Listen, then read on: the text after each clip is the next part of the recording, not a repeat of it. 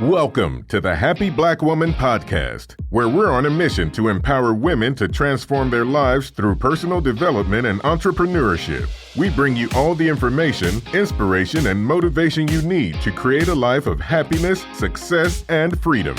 Now, please welcome your host, the happy Black woman herself, Rosetta Thurman.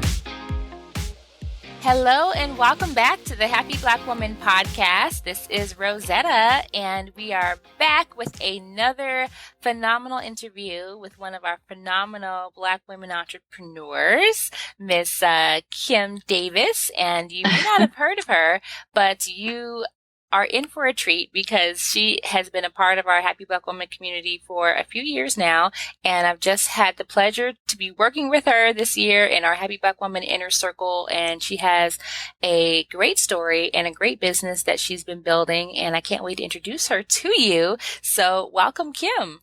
Thank you. Thank you, Rosetta. So glad to have you here. And like I said, because we work together, I know about the work that you do, but can we just jump right in and tell everybody what's your mission and what's the work that you do? My mission is I want to help women walk in their God-given purpose. And if they don't know it, I want to help them find it. And I know when she finds it, she'll have more confidence and joy and fulfillment, all the things that she needs that's going to equip her to walk in her God-given purpose.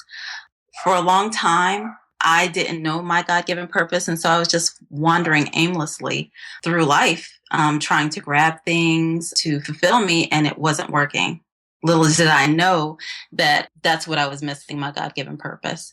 And so in my opinion, the only way to really get to your God-given purpose is through God. So God gives it to you. So you might need to develop a relationship with him. I believe that's key. And that is the way that I really work into helping support and develop them to have more strength in their relationship with God. Tell us a little bit about how you do that. How do you help women walk in their purpose and find their purpose and strengthen their relationship with God?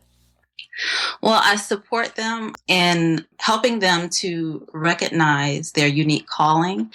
Some people are called to be business owners, and some people are called to be waitresses.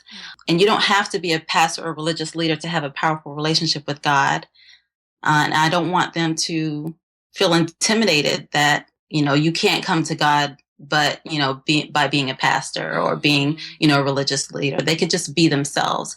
And that's what I really want to cultivate in helping them to just be themselves, because God made us all unique and for a purpose and for a reason. And we tend to compare ourselves with other people to say, oh, this is better, or that is better. No, you are your best.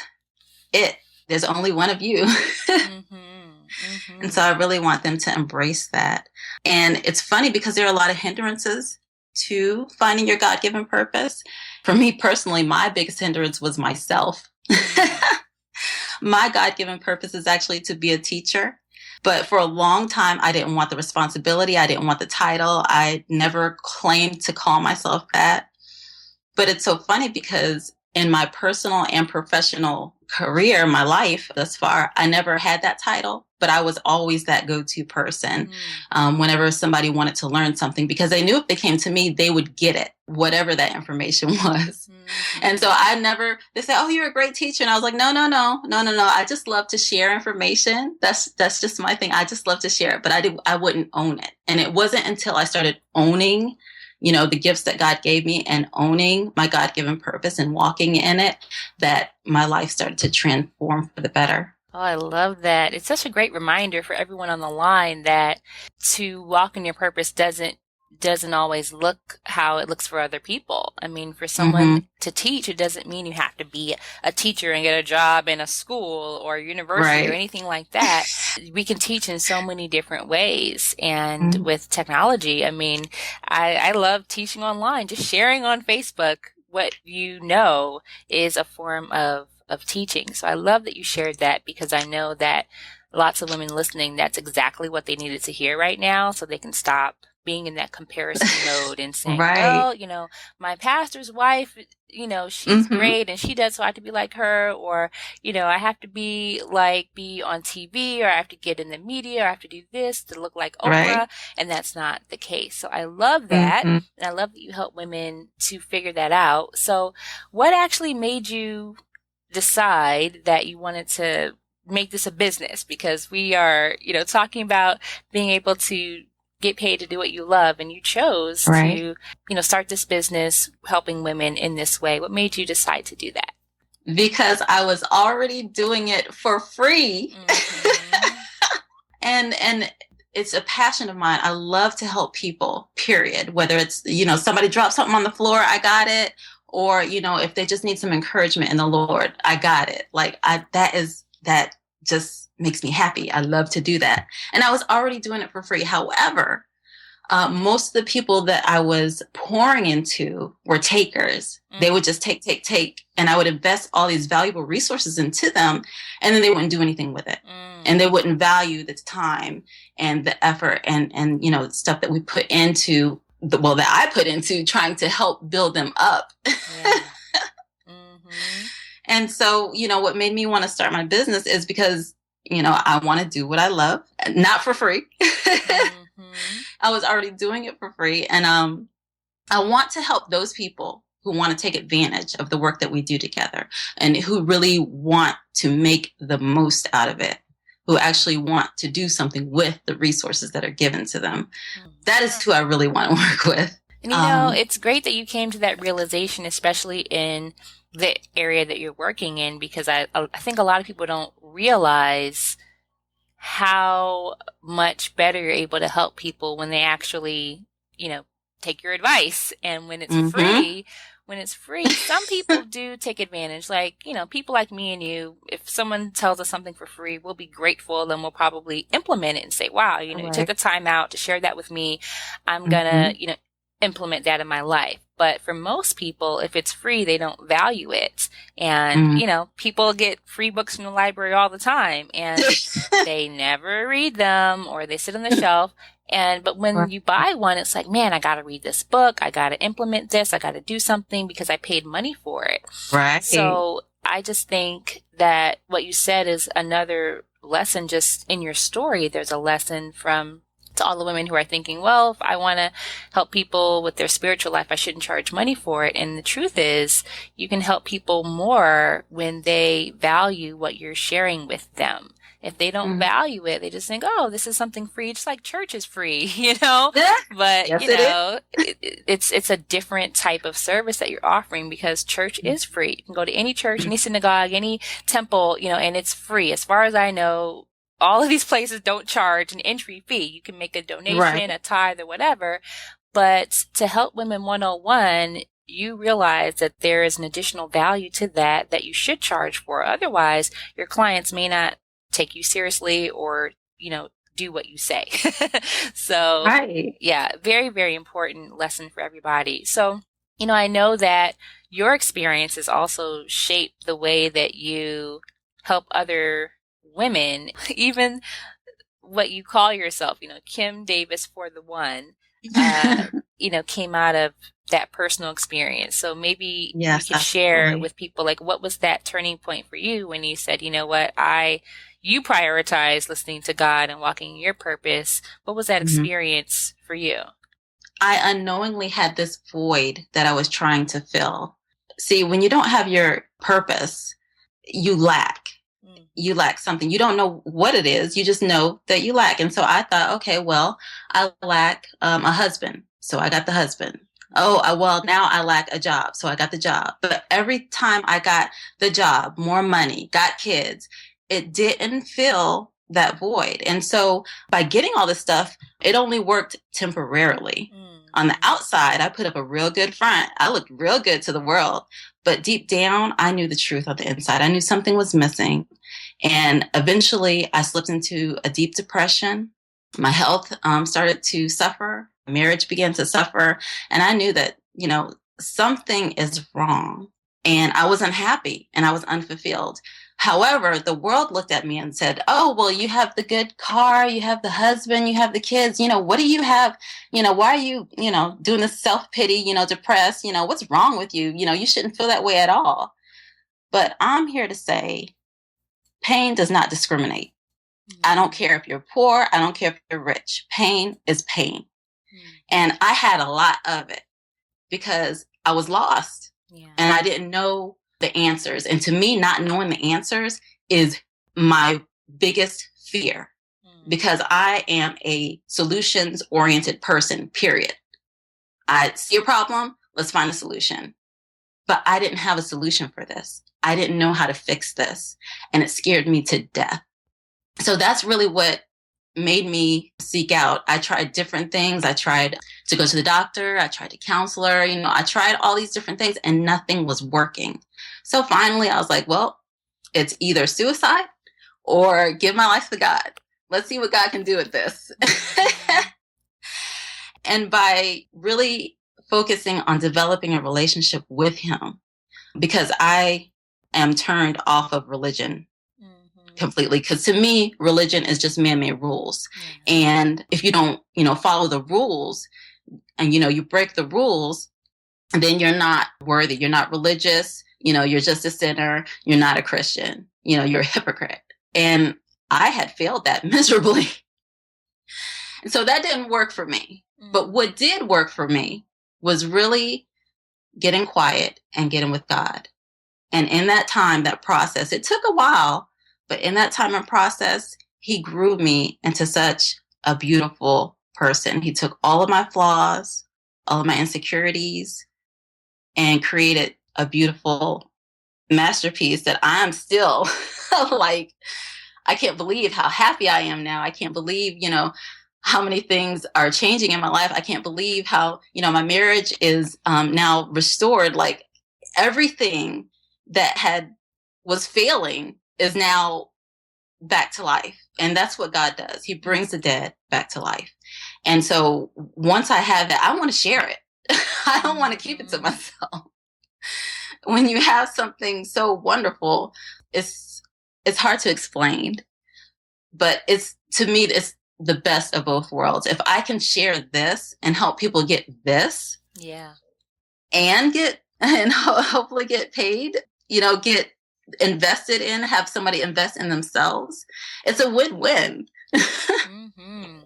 Yeah, definitely. I mean, I love that you took us through the different things that you tried, because I know that a lot of our women listening are on that same journey of trying to figure out, where do I start with creating a new reality for my life? And they may be where you were years ago, that maybe they think they need a husband, or maybe they think they need the kids or the house or the car, or maybe they do have all these things and now they're sitting wondering, is this all there is? And the answer is exactly what you mentioned earlier, which is, are you really walking in your purpose? And when you're not, you will fill that void. And that's definitely been a recurring theme in my life, is that one of those things that I say a lot in our events and trainings is focus on doing what you were put here on earth to do. Everything else is a distraction.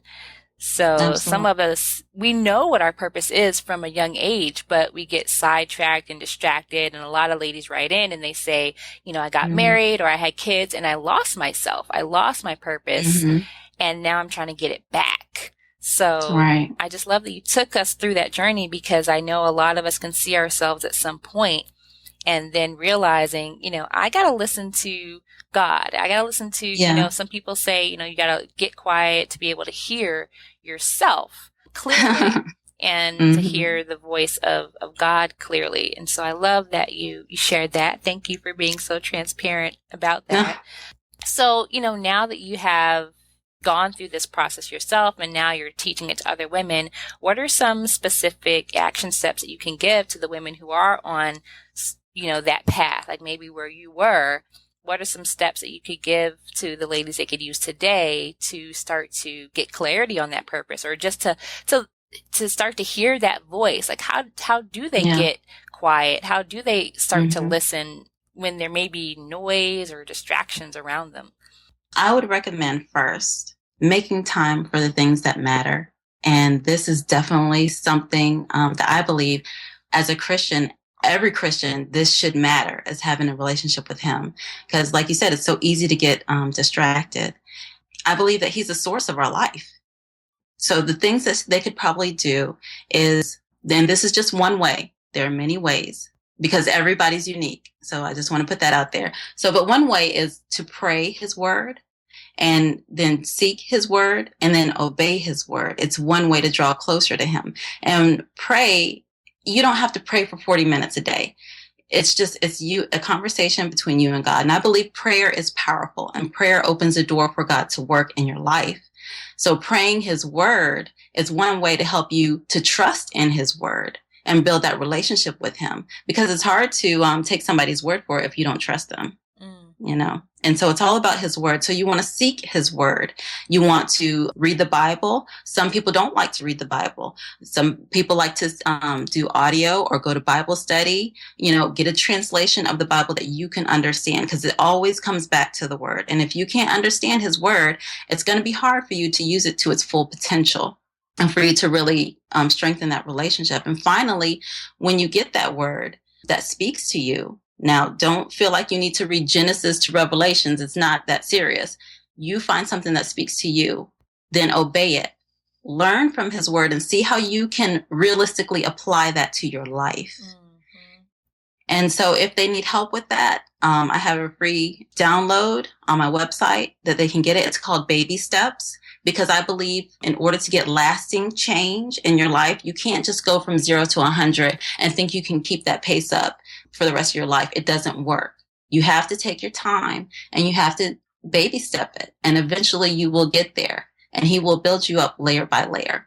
And so it's a workbook that kind of helps you. It's really general. So it helps you really get focused and really get quiet and really see what it is that he's trying to speak to you and how to actually apply it to your life. Mm-hmm. So it's just a little short workbook, and it's free, and they can get it from my website at kimdavisfortheone.com. Great. Awesome. So that's a great action step, a great tip, a great tool. And, you know, a lot of people write in and they're, you know, wondering, you know, how do they even make time for prayer? How do they make time for Bible study or whatever other religious text that they might want to read, or like even fitting that in? Do you have any specific steps that you took to do that? I know you have all these responsibilities at home as a mom, and wife. So how are you able to kind of fit that in? I made it fit in. I wanted it bad enough, so I made it fit. I would get up earlier in the morning.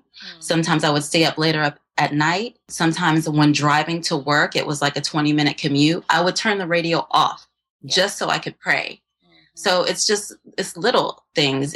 Like I said, you don't have to pray for 3 hours a day. Right. That might not be your calling. That might be somebody else's calling, but it might not work for you. Right. You have to make it realistically work in your life, and then make it a daily part of your life, not just on Sundays. Yeah, I love that. That's a great tip. And I don't want anyone to miss it, because I'm always looking for answers to the questions that you all send into us. And just that one about turning off the radio during your commute to work to pray, even if you're driving and if you're on the train, the subway, you know, not listening to music, you could, you know, pray while you're on the subway.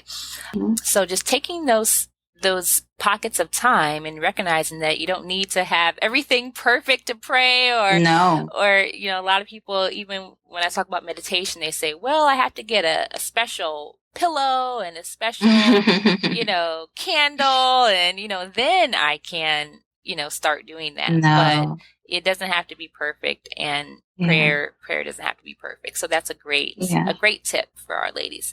Anything else you could share with us that would help people get started today? They could visit my website at kimdavisfortheone.com. And there I'll have the free Baby Steps workbook, but I also have a place where they could actually work with me one-on-one. It's called Walk With Me, Talk With Me. And we're going to take a walk together. And we're going to talk about your spiritual relationship with God. And one of the things, like you were saying with meditation, I have to do it this way, do it that way. I make it so that it's comfortable for you and what works for you. Some people don't want to listen to music while they're praying. Some people do. I do. I love music, so I will do it. Some people want to read the Bible every day. Some people don't, but neither one is wrong. And so that's why I want to invite you to come work with me so that you can get your unique relationship with God. No one else can have that relationship for you. I can help you, but I can't do it for you. Yeah.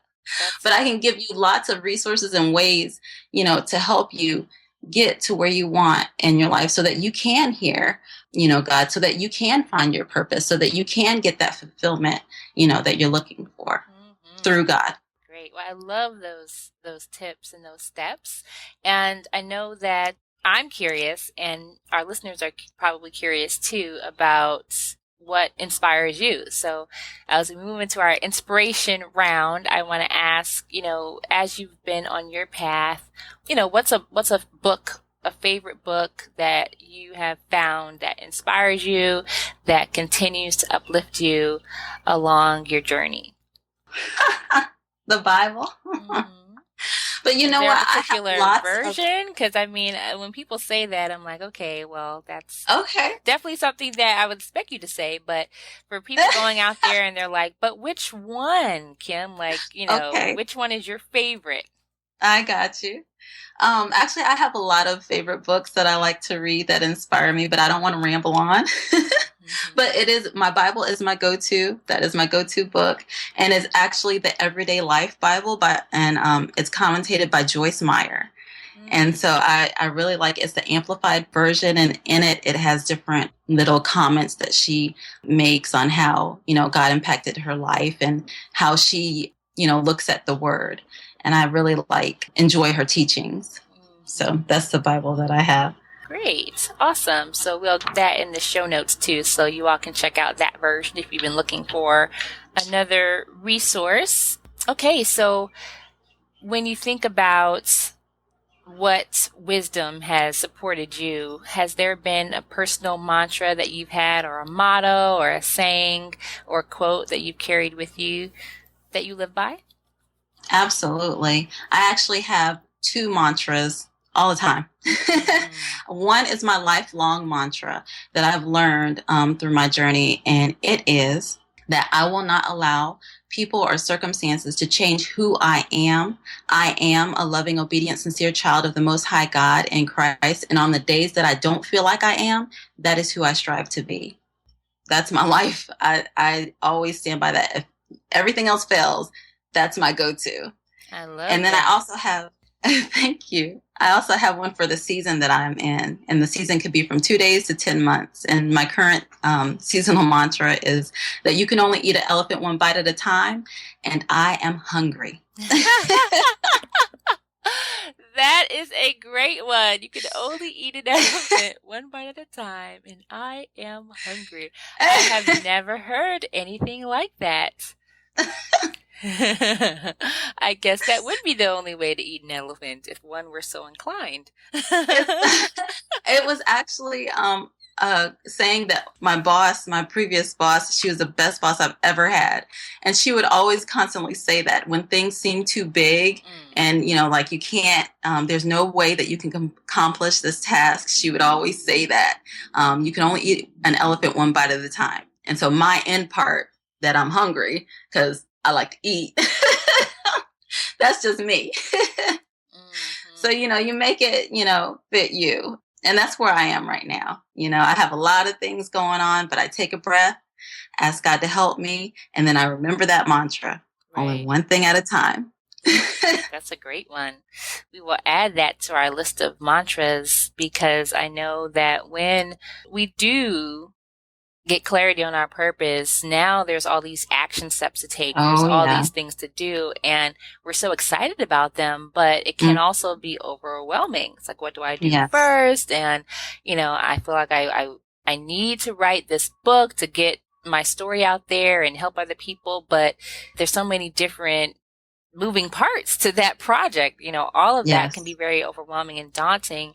And it could cause people to kind of lose focus on their purpose because of all the steps. So I love that mantra for that reason. And, when you think about, where you are now and being able to land so beautifully on your purpose and pinpoint that piece that you're going to help people with, what's one tip, your number one tip that you would give to ladies who may be a few steps behind you? Maybe they haven't invested in themselves yet. Maybe they haven't gotten a mentor yet. Maybe they're still wondering if they can turn their purpose into a business. What advice would you give to the ladies who are just starting out building a business, doing what they love? I would say in business, in love, and in life, get virtuous and get capable. I got virtuous by getting into a more intimate relationship with God and incorporate him into my life. And he transformed me and he gave me my spiritual purpose, my spiritual vision. And so now I know, clearly what I'm here to do. And so by doing that, it was easy for me to quit my job and do what I loved. And also for me, I got capable by getting a business mentor, but someone else may need a marriage counselor or a personal trainer. The point is you got to get some worldly know-how so that you can work your spiritual vision in the world. I personally got capable by investing in myself and joining the Happy Black Woman Inner Circle. And I gained the practical knowledge on how to build a successful location-independent business doing what I loved. And, God's people are destroyed by a lack of vision and a lack of knowledge. You should have both vision and knowledge. When you have both, it helps you walk in your God-given purpose on purpose. That is some great wisdom there. And it just sheds insight into the question that I always get. And, I love that, I have, for those of you listening, I have questions that I give people to let them know what we're doing in this interview, but so much comes out that's unscripted, just like this. I'm like, wow, Kim, let's talk more about that. So, you just touched on an answer to the question that we get a lot at our events, on our webinars, via email about how come I have a similar vision that maybe another woman has, but she's been able to have so much more success than I have. So maybe, we get a lot of women who they know they've been called to speak and mentor and coach and teach and share their expertise in some way. They're good at it. They would do it for free. They have all these talents and they have a vision for how it could play out. And they may be looking at other people and saying, well, how come we both have this God-given vision, but that person has been so much more successful than me? I have been trying to do my book for 5 years. How come I've had so much trouble, but the woman over there, she's already published 3 books and she's helping people and I'm still struggling? And what you said was, you need both. You need the vision, not just the vision, but the knowledge too. And a lot of people, I think they stop with the vision. They think, okay, I have a vision to write a book and share, and I've been dreaming about it, and I know that God's been telling me to do it, but they haven't sought out the knowledge of how to do it. Yes. So I love that you shared that. And it goes back to something you mentioned at the beginning of our interview, which was about not comparing yourself to other people and just going within and seeing what is needed. So I think the takeaway that I want everyone listening to get from Kim is that trust your vision and also seek out the people that God has placed in your life to help you implement that vision. Yes, absolutely. And a lot of times the person is already in your life right now, staring you in the face, and you just need to ask or take action on that help, whatever it is, whether it's a mentor, a counselor, even, someone within your spiritual community, a personal trainer. You have the vision, releasing the weight that you're carrying, but you can't do it on your own. So thank you for that wisdom, Kim. It's very timely for a lot of ladies listening. It was my pleasure. Thank you. Wonderful. Well, I know we got to skedaddle, but I want to make sure that people know how they can stay in touch with you and really walk with you on your journey and as we evolve as a community. So where can we go on the internet to find you and find out more about you? You can find me at my website, which is a blog, at kimdavisfortheone.com. And there you will see my blog. I have, insights and encouragement there. I have, the baby steps resource, and I have the place where you can come talk to me. I'm right there. Great. Well, one of the things that I love about introducing all of you to the women that I had the pleasure of working with is that now you guys can connect. So I have officially connected you, and now beautiful things can happen. Sometimes I feel like we keep all of the goodies to ourselves in our programs, but now you all are getting a taste of the wisdom that's within our tribe. So thank you for your time, Kim. It's been a pleasure. Thank you. Thank you. And for those of you, again, if you want to stay in touch with her, which I know you will, her website is kimdavisfortheone.com, and we will put the link to her site and to her recommendation, her book recommendation, in our show notes. You can always get show notes from our episodes at happyblackwomanpodcast.com. And if you have not gone back and listened to all of the other episodes from our other incredible guests, you are missing out. You're missing out on wisdom. You're missing out on tips. You're missing out on resources and insight for free. So if Kim is the first interview that you've listened to, go back and listen to the other ones. You will not be disappointed. Until next time, ladies, I'll see you over at happyblackwoman.com. Have a wonderful rest of your day. Bye, everybody. Thank you for joining us on the Happy Black Woman podcast.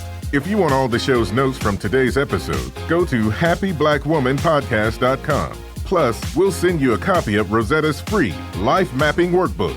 We look forward to empowering you next time. And until then, do something this week that makes you happy.